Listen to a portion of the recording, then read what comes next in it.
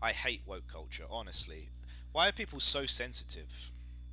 Welcome back, Internet. Hello. This is the traveling Real Madrid fan. I'm currently in Peru at the moment, traveling the world, and I wanted to do another video. A few weeks ago, I posted a video entitled The Top 5 Greatest Real Madrid Midfielders in History. And I thought, why not? Who doesn't love another top 5 list? Let's do another one. So today's video is going to be the 5, I suppose, worst, least talented football players that have ever played for Real Madrid. Um, Now, before we get into this video, I wanted to make a few points. First of all, this is not going to be the worst transfers, for example, because when you start thinking about transfers, you have to include the costs, you know, their wages, maybe their age, the expectations they had. Someone like Eden Hazard, for example, would probably make that list. However, there's no doubt in my mind, Eden Hazard at one point in his career was one of the best players in the world. These 5 guys have never been that. So this is basically based purely, on their talent. Okay. And another point I wanted to make in the previous video I made about the top 5 greatest midfielders, I had to include things like legacy. So someone like Piri, for example, made that list.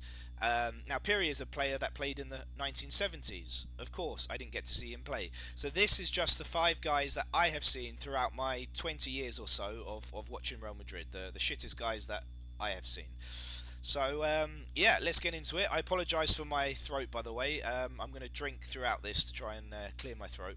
And I am very aware, by the way, when I say the word shit, that these players are, just by playing for Real Madrid, you've reached a level where you're probably one of the best players in the world. So I am very aware of that. That most of these guys, or not all of them, are better than me. I would say, you know, that most of them could probably have done a better job than I could have done. I'm very aware of that. Okay, so let's get into it.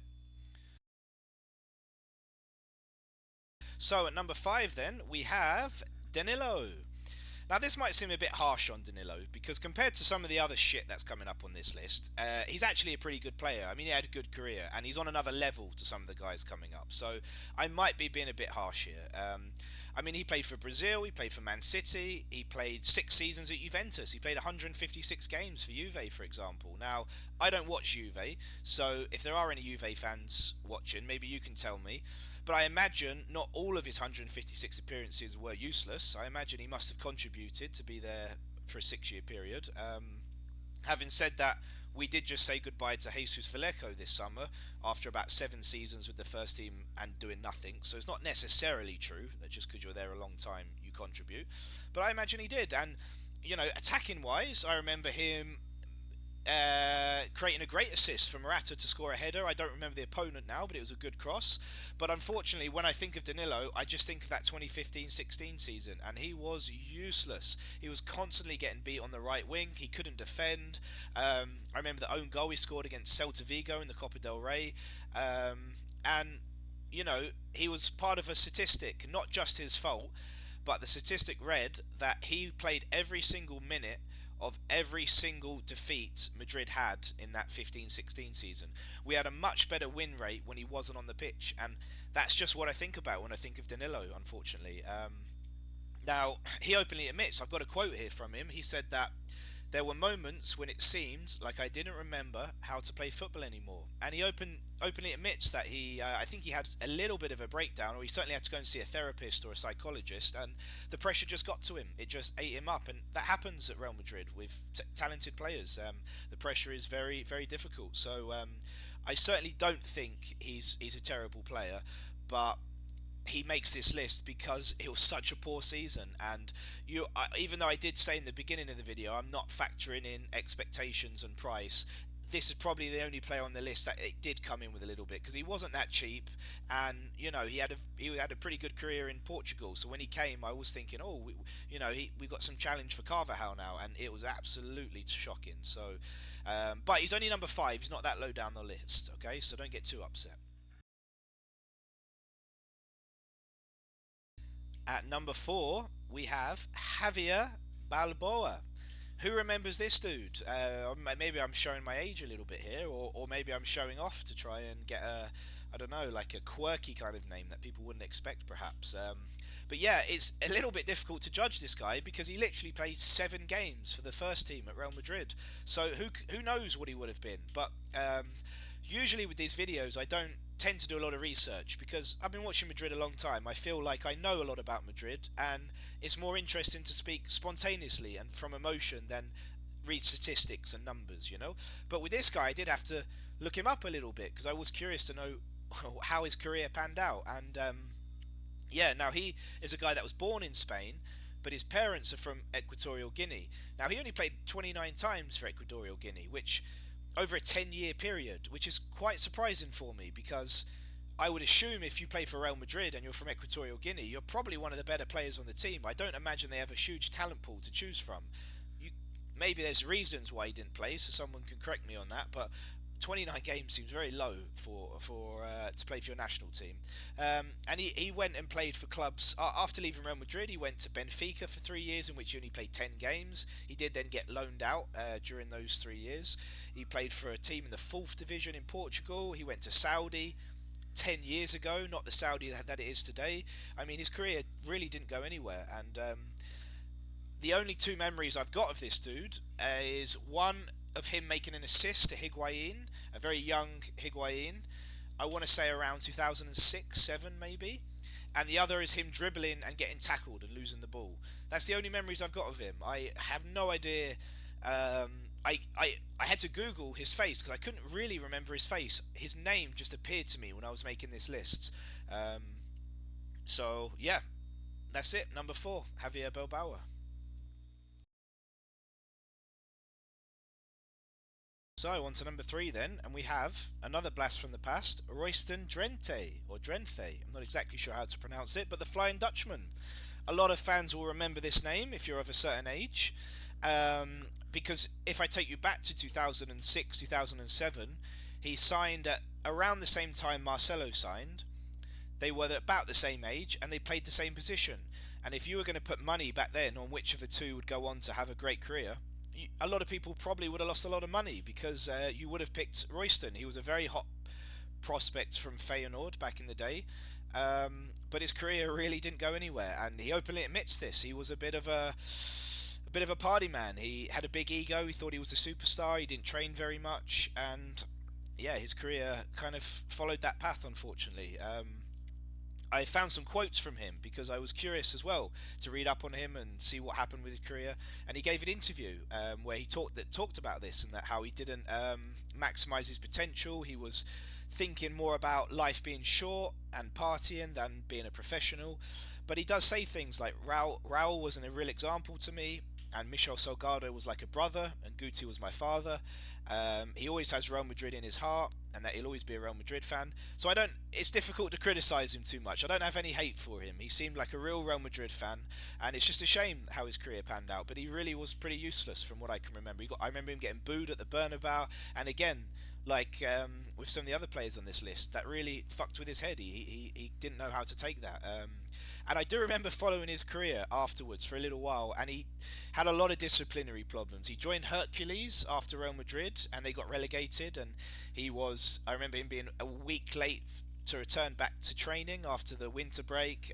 He stormed out of a dressing room, I believe, at one point. He had a lot of bust-ups with managers and members of the clubs, various clubs he was at. Everton as well. David Moyes banned him because he again was I think disciplinary problems. I don't know the full details of his story, but you can read up on Drenthe. He wasn't the best professional, and then I think he ended up being a rapper, following a rap career after football. So I guess his career didn't plan out how he thought. But yeah, Royston Drenthe at number 3.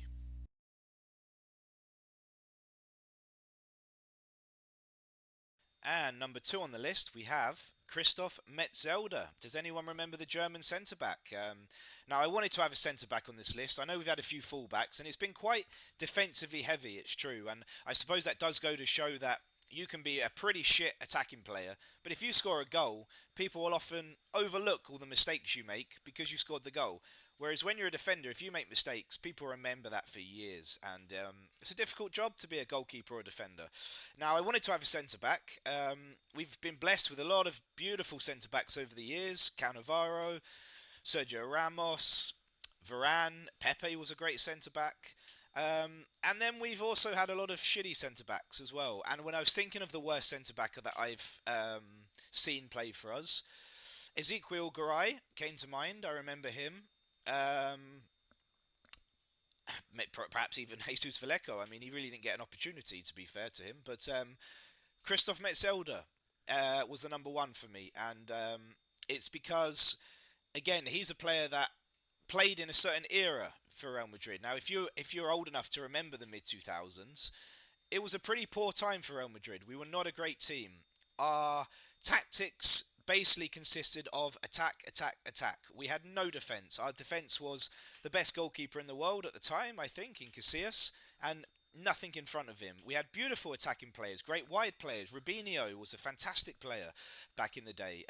Iron Robin, some beautiful strikers, Raul, Van Nistelrooy, great attacking midfield players like Guti and Schneider.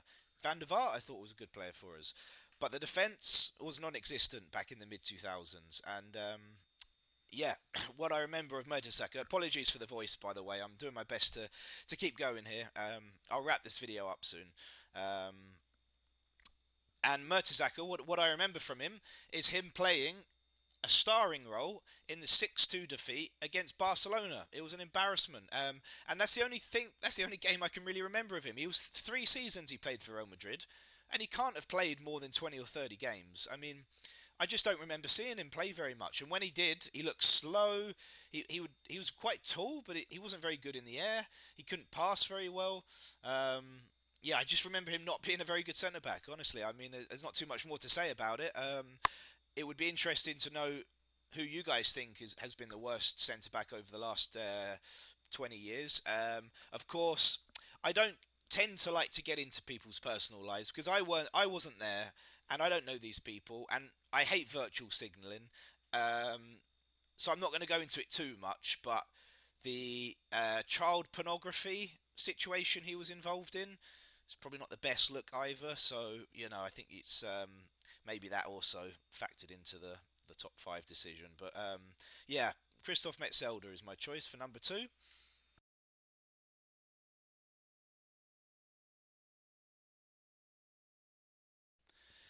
And here we are then at number 1. Thank you very much for watching, by the way. If you've managed to get this far, I really appreciate it. If you want to leave a comment, it would be fantastic. I'm kind of making this channel because I want to kind of build a Real Madrid community, a fan community. And I travel the world, so if anyone ever wants to meet up for a drink, go watch a Real Madrid game, it'd be fantastic. I'm currently in Lima, the capital of Peru at the moment, so feel free to let me know. And it's fucking dark outside. That's how long I've been making this video.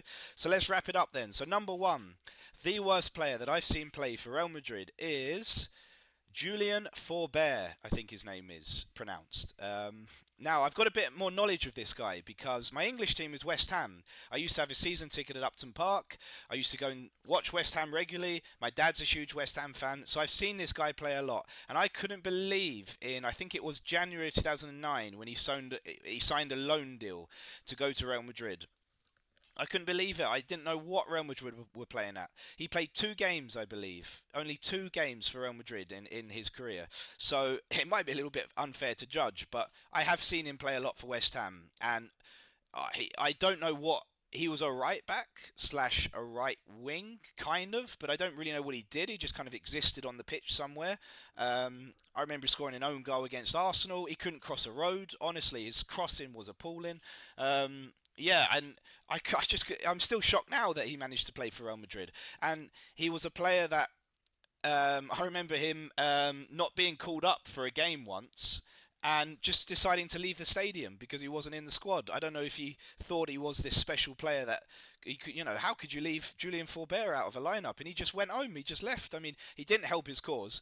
The one thing I will say about him, though, is he did kind of end his West Ham career on a good note because West Ham got relegated and he did help the club get promotion again in his last season. So he left on good terms.